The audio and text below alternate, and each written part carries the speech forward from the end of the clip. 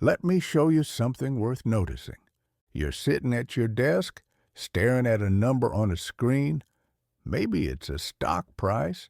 Maybe it's your account balance. Maybe it's something you bought that just dropped 20% overnight. And in that moment, you feel something tighten in your chest. Not panic exactly, just a low hum of alarm that makes your fingers move toward the keyboard before you've finished thinking. This is where most people believe the problem starts. They think the issue is the decision they're about to make. Sell now or hold. Buy more or walk away. They frame it as a choice between right and wrong. But that's not actually where the damage happens.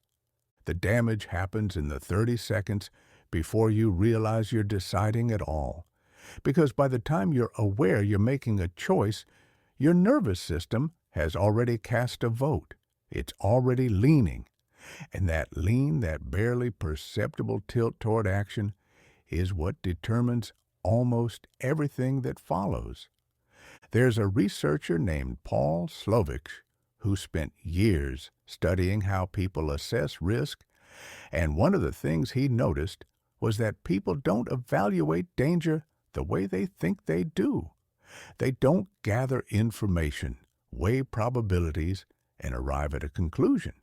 What they actually do is feel something first, then retrofit logic around that feeling afterward. He called it the affect heuristic. You experience a flash of emotional tone, positive or negative, and your rational mind scrambles to justify why that tone makes sense. It's not that you're irrational. It's that your rationality is built on top of something faster and quieter. And when it comes to money, that something is almost always shaped by one thing: how your body feels in the moment you're asked to decide. Here's what that looks like in practice. Someone buys a stock, watches it climb, feels good, then it drops. Not catastrophically, just enough to sting. And in that moment, their physiology shifts. Heart rate ticks up, breathing gets shallow. The mind, trying to make sense of that discomfort, starts generating explanations. Maybe the company's in trouble, maybe the market's turning, maybe I was wrong from the start. None of these thoughts feel like guesses. They feel like clarity. And that's the trap. Because clarity in that moment is just coherence. It's your mind organizing a story that matches how your body feels. And your body feels threatened. So the story it builds is one of danger. Not because the danger is real, but because the discomfort is real, and the brain doesn't distinguish between the two very well. Now contrast that with someone who sees the same drop, but their body stays quiet. Maybe they're distracted. Maybe they just finished a good meal. Maybe they didn't check their account for 3 days, and the sting already faded. When they finally look at the number, they see the same information, but they don't feel the same thing. And because they don't feel it, they don't think it. The story their mind generates is completely different. Probably just noise. Happens all the time. I'll check again next week. Same facts, different nervous system, different decision. And here's the part that makes this so difficult to notice. Both people believe they're being rational. Both people think they're responding to the information. Neither one realizes they're actually responding to their own arousal level. The information is just the scaffold their mind uses to justify what their body already decided. This isn't limited to markets. It shows up everywhere. Someone gets an unexpected bill, feels a jolt of stress, and suddenly every financial decision looks dangerous. They cancel plans. They freeze spending. They start questioning whether they can afford things they could easily afford yesterday. The bill didn't change their financial reality. It changed their emotional temperature, and that temperature rewrote the meaning of every number they looked at afterward. Or the opposite. Someone gets a bonus, feels a swell of relief, and suddenly everything looks affordable.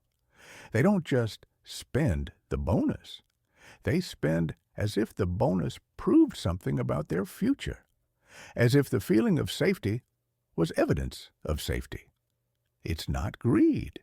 It's not carelessness. It's their nervous system interpreting the absence of anxiety as the presence of security.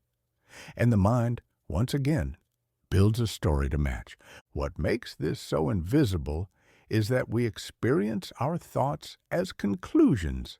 We don't feel them being constructed. We don't notice the emotional primer that set the tone before the first thought even formed. So we look back at our decisions and judge them as if they were made by a calm, neutral version of ourselves. And when they turn out badly, we think we lacked knowledge or discipline or foresight. We almost never think we lacked calm. But calm isn't a luxury. It's not a personality trait. It's a condition that changes what information your brain has access to. When you're calm, you can hold two possibilities at once. You can notice uncertainty without rushing to eliminate it. You can sit with discomfort long enough to see whether it's signal or noise. When you're not calm, even slightly, your mind narrows. It prioritizes speed over accuracy. It mistakes intensity for importance. And it produces decisions that feel right in the moment and baffling a week later. There's a reason experienced traders talk about staying flat emotionally. It's not because they don't care. It's because they've learned that conviction and arousal feel identical from the inside, and only one of them leads anywhere useful. They've seen themselves make brilliant-sounding decisions in a state of quiet panic, and watched those decisions unravel the moment their heart rate dropped. So they've trained themselves to notice the hum, the tightness, the sense that something needs to happen now. And when they feel it, they stop, not forever, just long enough for the feeling to quiet, because they know that whatever they decide in that state won't be the decision they actually want to make. It'll be the decision their arousal wanted to make. And those are rarely the same thing. This doesn't mean you ignore information. It doesn't mean you wait until you feel nothing. It just means you learn to recognize when your body is leaning on the scale. And when it is, you don't ask yourself what to do. You ask yourself what you're feeling. Because once you can name it, once you can see it as a state rather than a conclusion, it loses some of its gravity. The thought that felt urgent a moment ago starts to feel provisional. And provisional thoughts don't demand action the same way. None of this is easy. Your nervous system has been making these calls for you since long before you had language. It's older, faster, and more practiced than your conscious reasoning. And it doesn't care about your long-term goals. It cares about resolving discomfort now. Which means if you're not paying attention, it will hijack every decision that involves uncertainty and reframe it as a threat. And threats demand action, fast action, decisive action, the kind that feels like courage, but often just reflects how uncomfortable you were while standing still. The people who do well with money over time aren't necessarily smarter. They're not better at predicting the future. They're just better at noticing when their system is hot. And when it is, they've learned to treat their own thoughts with suspicion, not dismissal. Suspicion. They listen, but they don't obey. They wait. They let the heat dissipate. And then, when their body is quiet again, They look at the same information and see whether it still makes sense. Most of the time, it doesn't, or at least it doesn't make sense in the same way. The urgency is gone, and without urgency, most decisions reveal themselves to be optional. That's the skill, not making better decisions under pressure, but recognizing when you're under pressure in the first place.